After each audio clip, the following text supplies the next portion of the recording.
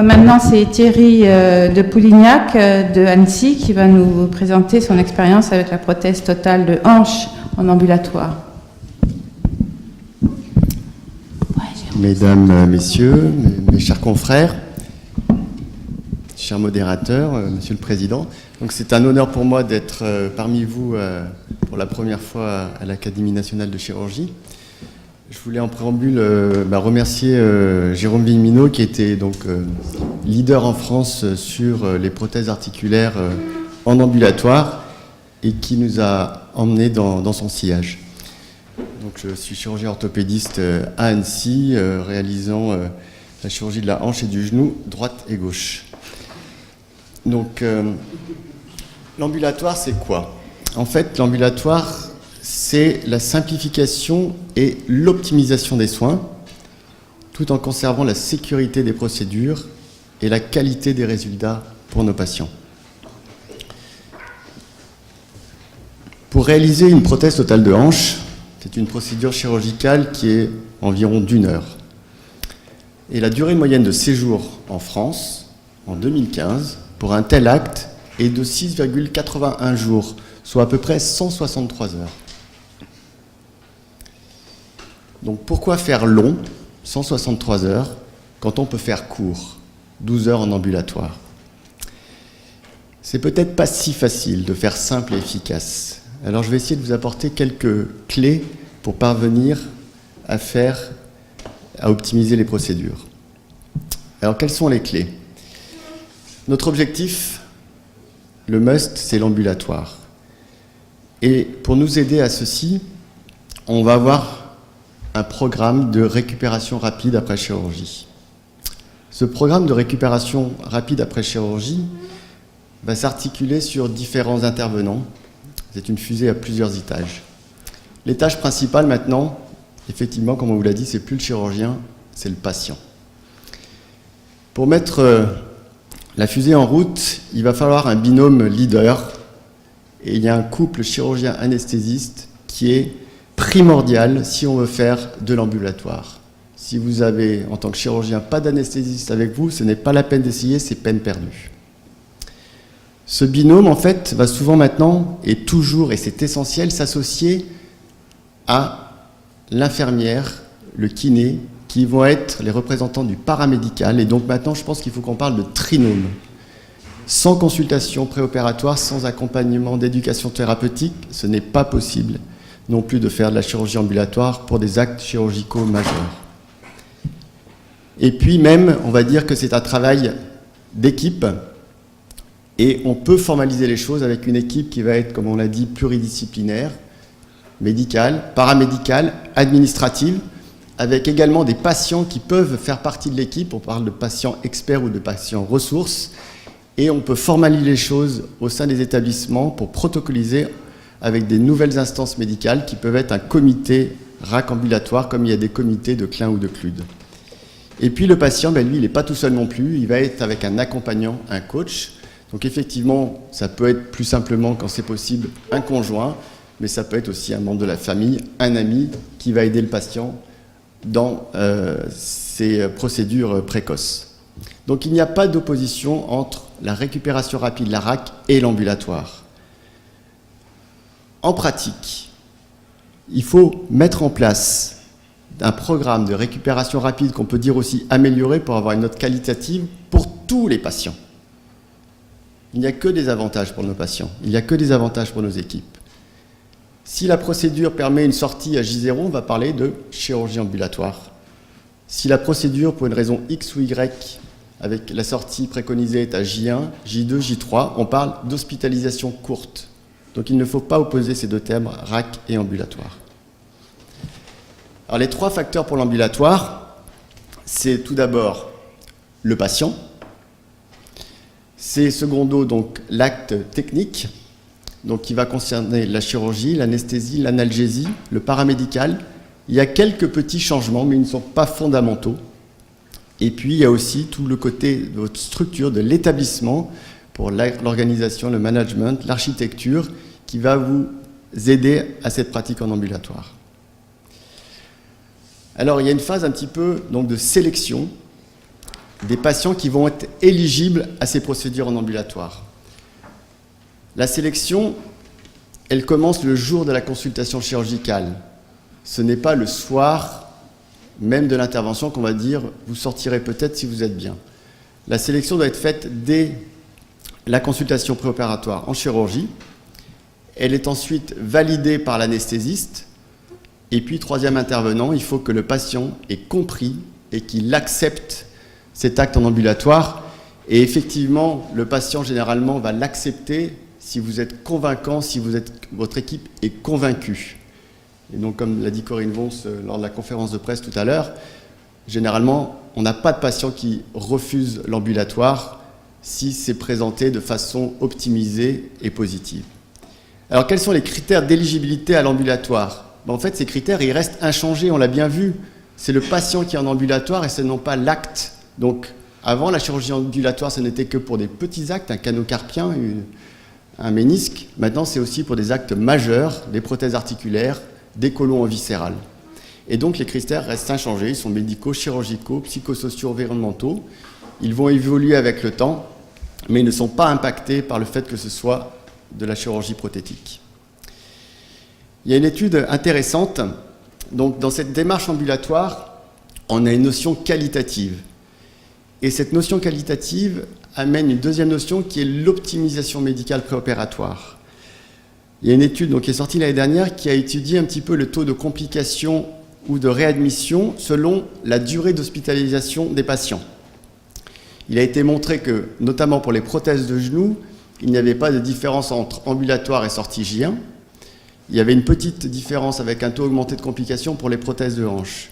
Mais dans tous les cas, on avait donc des facteurs de risque, de complications qui existent dans tous les cas, quelle que soit la durée de séjour, que ce soit en ambulatoire ou en hospitalisation courte. Et ce qui va être intéressant, c'est d'essayer d'optimiser ces critères en fonction du patient, en fonction de l'expérience chirurgicale de l'équipe. Alors, il y a des critères qui sont un peu incompressibles. Les facteurs de risque tels que l'âge supérieur à 80 ans, oui, il y a plus de risques. Mais il n'y a pas plus de risques parce qu'il est en ambulatoire ou est-ce qu'il est en hospitalisation courte. En revanche, on sait qu'en pédiatrie et les personnes très âgées, le fait de ne plus être dans son cadre de vie peut être délétère.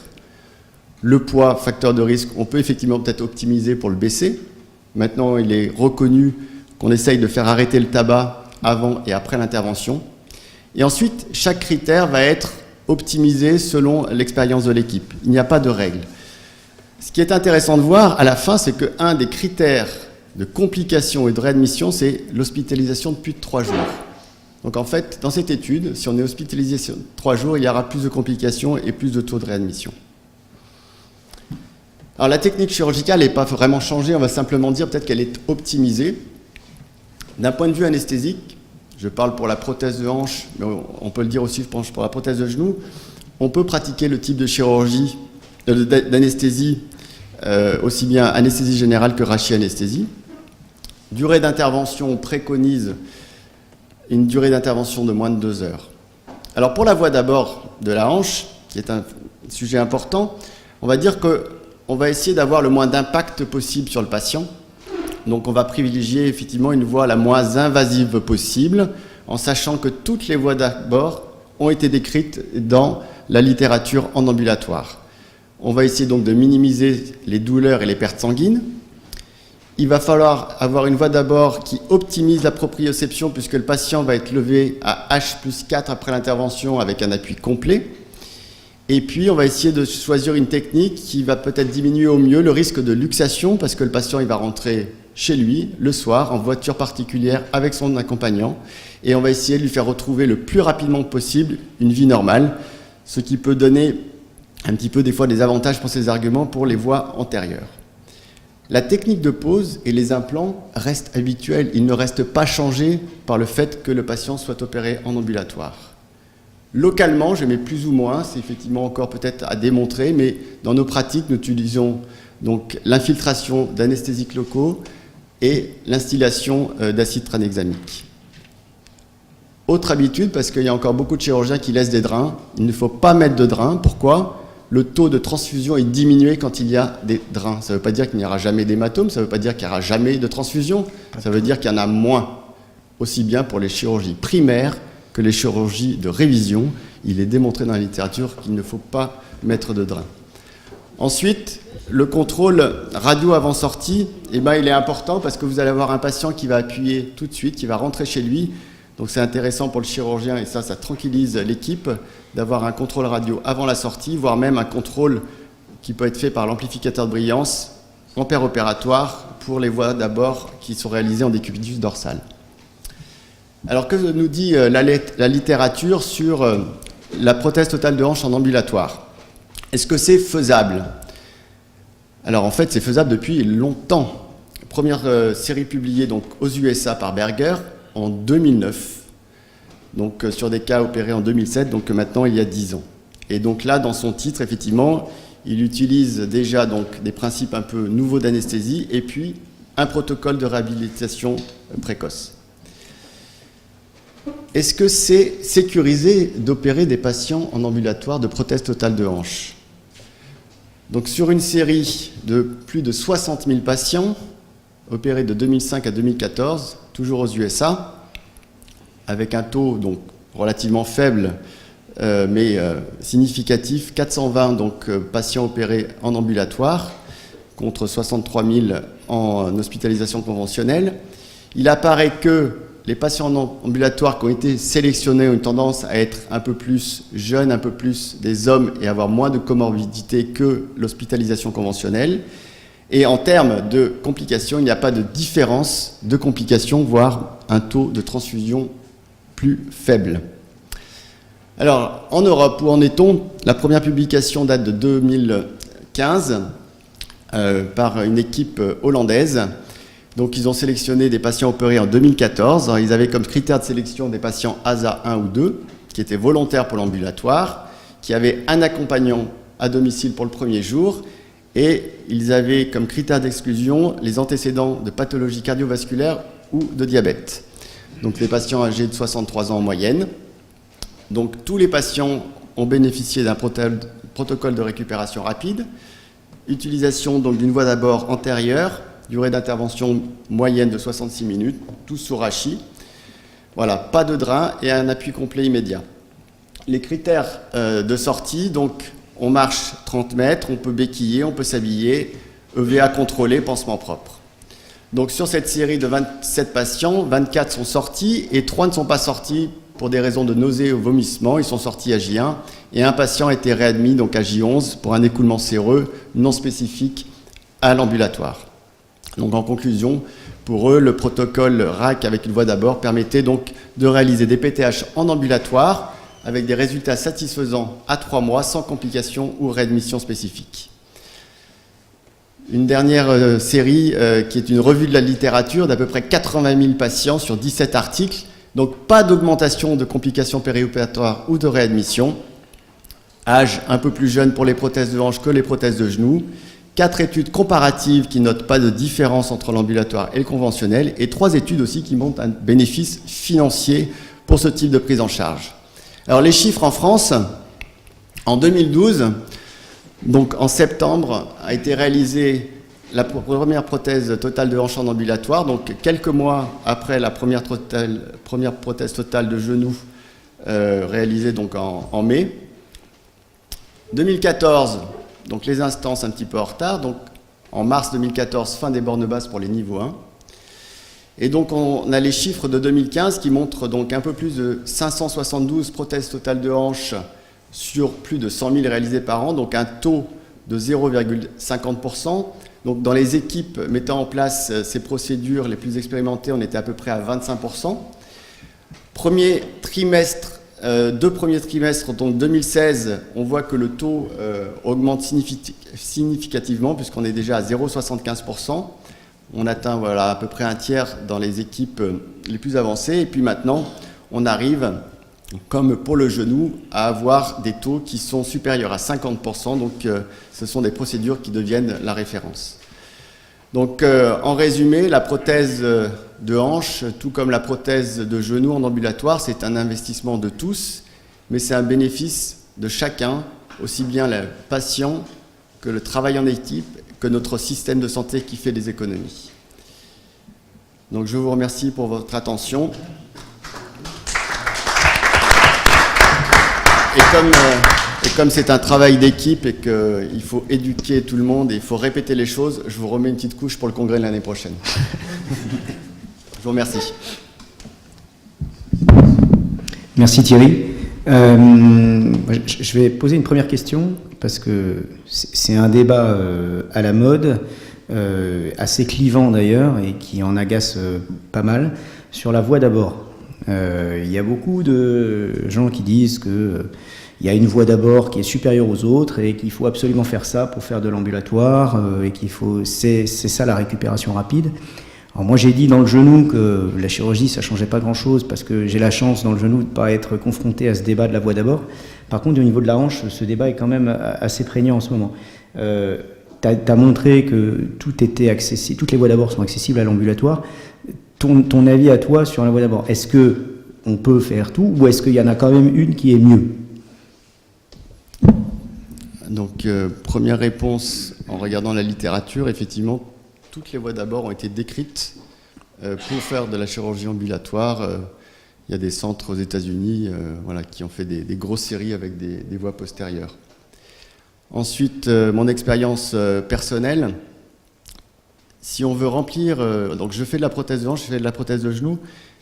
Effectivement, je suis d'accord avec toi pour dire que dans la prothèse de genou, pour moi c'est plus important de ne pas mettre de garrot que le type de voie d'abord. Autant pour la prothèse de hanche, si on veut remplir le cahier des charges qui est un lever précoce avec une bonne proprioception, un risque de luxation minimisé, ça penche un petit peu pour la voie antérieure. Voilà. Mais c'est pour remplir le cahier des charges.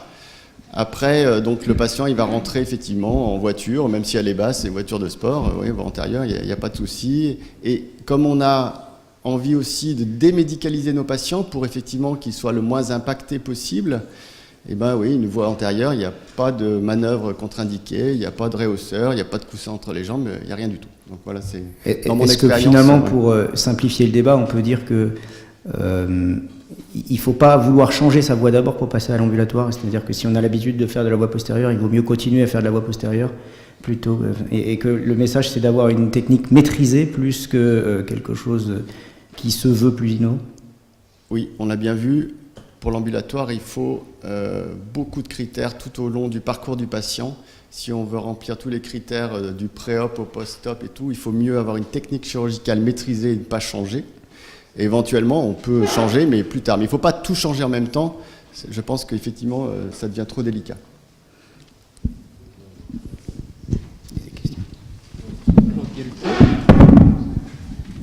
Merci Claude Vielpeau de Caen. Est-ce qu'il y a, bravo d'abord pour ce travail, parce que la communication est bien, mais on sent que derrière, il y a toute une gymnastique et toute une organisation, et c'est vraiment fondamental. La question est la suivante. Est-ce qu'il existe actuellement des études scientifiques rigoureuses? Parce que tout ce qu'on nous montre, les complications ou les résultats en ambulatoire ou en observation classique, ça ne vaut pas grand-chose, parce que dans le lot ambulatoire, ce sont des malades sélectionnés, au mieux 50%. Et donc, toutes les complications, on va les avoir, a priori, dans l'autre groupe. Est-ce qu'il y a des études scientifiquement sérieuses, randomisées éventuellement, pourquoi pas, prendre des malades éligibles et puis, avec leur accord, les tirer au sort et puis on regarde après. Ce serait intéressant quand même, parce que là, c'est un peu pipé, comme... Oui, on est bien d'accord. Donc, on voit bien que dans les études, les patients ambulatoires ont tendance à être un petit peu plus jeunes, avoir moins de comorbidité, des choses comme ça. Donc pour l'instant, non, il n'y a pas d'études, on va dire, randomisées en double aveugle, comparatives. Donc, voilà. Ouais, bon, mais voilà, donc il n'y a pas d'études... Si je peux préciser, en fait, il n'existe que pour 2 interventions des études randomisées comparatives. C'est pour la chirurgie de la cataracte avec une méta-analyse, mais enfin bon, qui est ancienne, mais qui a été faite, et pour la cholécystectomie par laparoscopie, où il y a eu 4 essais randomisés, une méta-analyse, et qui ont donc des malades tirés au sort entre en but et pas en but, et qui ont montré que le taux de complications était strictement identique dans les 2 bras. Et quand on demande, parce que c'est bien ça, à nos collègues étrangers, pourquoi ils font pas d'autres études, ils rigolent. Ils disent, mais ça serait revenir en arrière. Pour nous, c'est évident. Donc on peut plus mettre des gens en conventionnel alors qu'ils sont mieux en ambulatoire. Est-ce que finalement c'est un vrai débat à avoir, savoir s'il y a plus de complications ou pas? Notre discours, il est d'essayer de dire qu'il faut centrer l'attention sur le patient et pas sur l'acte. Donc finalement, l'acte étant le même, il n'y a pas vraiment de raison que les complications soient très différentes. Et finalement, ce qu'il faudrait savoir, et ça on ne le fait pas, parce que notre métier n'est pas complètement ouvert à ça, mais c'est plutôt la satisfaction du patient qu'il faudrait regarder plus que le taux de complications. Le taux de complications, on va pouvoir chercher longtemps, on va s'apercevoir encore une fois qu'il y a des études qui vont dire que c'est pareil, d'autres que c'est un peu mieux ou quoi que ce soit. Moi, ce qui compte, c'est avant tout la satisfaction du patient. Et ça, peut-être qu'on a du mal, nous, à admettre que le vrai critère, c'est comment va réagir notre patient à ce qu'on lui propose. Et honnêtement, le peu de choses que moi j'ai pu lire sur la satisfaction des patients est très en faveur de l'ambulatoire par rapport à l'hospitalisation. Mais peut-être qu'il faut arrêter le débat sur les complications. Mais bon, la satisfaction vient aussi de la prise en charge RAC où on s'intéresse aux patients. Et on n'est plus focalisé, nous chirurgiens, sur notre acte technique. Et c'est ça qui rend difficile de faire de l'ambulatoire. Et quand on parle des établissements hospitaliers très gros, je pense qu'on est en train de changer complètement de cap. Et en fait, les hospitaliers, les gros établissements, c'est des paquebots. Et donc pour changer, c'est impossible. Nous, on est dans des petits bateaux qui... Voilà, on arrive. Mais donc ça peut expliquer effectivement la difficulté des établissements avec beaucoup de lits. Alors Grégory Sorio, clinique Jouvenet à Paris. Donc moi aussi je suis dans un paquebot, je suis à Paris. Et en fait depuis 1 an, donc en parlant de satisfaction patient, ça fait 1 an que j'essaye de vendre l'ambulatoire. Mais gentiment, je suis très sympa avec mes patients. Donc je ne suis pas dans le cadre où... Jouvenet. Comment ? Jouvenet, clinique Jouvenet. Non, mais c'est Paris qui est un paquebot. Pourquoi ? Parce que j'essaye gentiment, donc je propose en fin de consultation les 2 possibilités, ouvertement, sans débattre sur... Donc je voudrais savoir quels sont en fait mais finalement, qu'est-ce que vous expliquez aux patients, comment vous essayez de les convaincre ? Parce que ma question c'est, quels sont les arguments pour convaincre quand finalement on propose les 2 possibilités ? On fait des hospices courtes, on a 2-3 jours, on se rend compte qu'effectivement ces gens pourraient être pris en charge en ambulatoire. Simplement, ces gens sont dans le 77, dans le 91, et ils ont des arguments qui sont très simples. On n'a pas envie d'attendre 2 heures dans un embouteillage en rentrant en ambulatoire, on attend le lendemain. C'est des choses très simples. La réponse, c'est qu'il ne faut pas argumenter. En fait, je pense que la démarche de récupération rapide et d'ambulatoire est également une démarche scientifique et médicale. Donc on ne demande pas aux patients, est-ce que vous voulez de la céramique peut-être 32 ou 36, est-ce que vous voulez du sans-ciment, est-ce que vous voulez une voie d'abord, est-ce que vous voulez... Donc je pense qu'il faut, non pas méchamment, mais il faut dire, comme le dit mon collègue Dr Cassard, en une phrase, je vous opère d'une prothèse totale de hanche tel jour en ambulatoire. Ce n'est pas une question, c'est comme un ménis, c'est comme un ligament croisé. Et donc le patient, si on commence à lui poser la question, il va commencer à avoir des doutes. Donc... Si un patient est réticent, c'est encore le cas parce qu'on n'est pas encore arrivé à ce que tout le monde soit en faveur de l'ambulatoire. Le patient, il dit, ce qui leur fait peur, c'est éventuellement qu'ils soient mis dehors le soir. Et donc moi, ce que je leur dis et ce que je leur réponds, c'est que même si tout va bien, si vous ne voulez pas sortir, vous ne sortirez pas. Et le fait de dire ça, ça lève les angoisses. Et ils sortent, on ne va pas dire tous, il y en a 1 ou 2 par an qui ne vont pas sortir parce qu'il y a une nausée ou un petit bloc fémoral de trop ou quelque chose qu'on a instillé avec la naropéine, voilà, une petite faiblesse musculaire. Mais donc, il ne faut pas leur poser la question parce que c'est nous qui savons ce qui est bien pour eux. Voilà ma philosophie, mais ce n'est pas pour leur mentir, c'est pour les mettre en confiance. Si vous sortez, si vous êtes bien ou pas bien, ça veut dire qu'on peut ne pas être bien. question. Oui, en fait, effectivement, moi, quand j'ai démarré en 93, j'avais un peu le même discours que vous. C'est-à-dire qu'en disant, bon, il y a deux options, qu'est-ce que vous préférez? Et en fait, j'ai fait comme ça pendant 2 mois parce que j'avais pas confiance sur ce qui se passait en cuisine. Ben voilà, oui. Mais quand vous avez confiance sur ce qui se passe en cuisine, il faut avoir un discours très incitatif. Et les patients, ils marchent. Et ils marchent d'autant plus, comme vous l'avez dit, avec la consultation d'infirmière préopératoire. Et je trouve que votre idée de coach est une excellente idée. De manière à ce qu'ils soient en confiance. Et je voudrais vous dire aussi que moi, je suis installé dans Paris. Et j'ai le même problème que vous. J'opère des patients qui viennent de Seine-et-Marne, de Seine-Saint-Denis, des Yvelines et tout ça. Effectivement, dans Paris, ça peut être un problème de laisser repartir les patients à 17-18 heures parce qu'on sait que la circulation à Paris n'est pas forcément toujours très simple, mais ça marche quand même.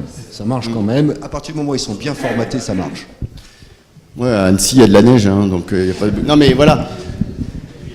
Et en fait, je ne sais pas, mais pour une voie d'abord, je ne demande pas est-ce que vous voulez une voie d'abord antérieure ou postérieure, je sais faire les deux, mais c'est moi qui décide.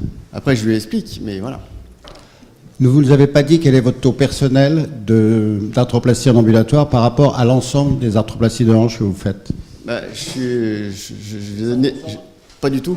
Donc je venais de dire à Jérôme, j'étais rentré dans le cercle fermé où on a dépassé les 50%. Donc voilà. Parce que, en fait, on dit toujours, oui, ceux qui n'en font pas disent, oui, mais nous, on n'a pas les mêmes patients. Bon. Alors, ce qui est rigolo, c'est que tous, dans les expériences des équipes qui font de la RAC et de l'ambulatoire, avec le temps, les patients n'ont pas changé, mais c'est le chirurgien et les équipes qui ont changé. Et nos taux d'ambulatoire, ils augmentent parce qu'on voit de moins en moins d'obstacles et on a de plus en plus confiance, aussi bien le chirurgien que les anesthésistes, que l'équipe. Et ensuite, le travail qu'on a fait, c'est que maintenant, il y a des patients... ils viennent pour l'ambulatoire parce que voilà, ils savent que quand ils vont voir un tel, ils sont donc. Mais il a fallu effectivement travailler et nager à contre-courant et encore un peu. Non, attendez d'avoir le micro. Attendez d'avoir le micro.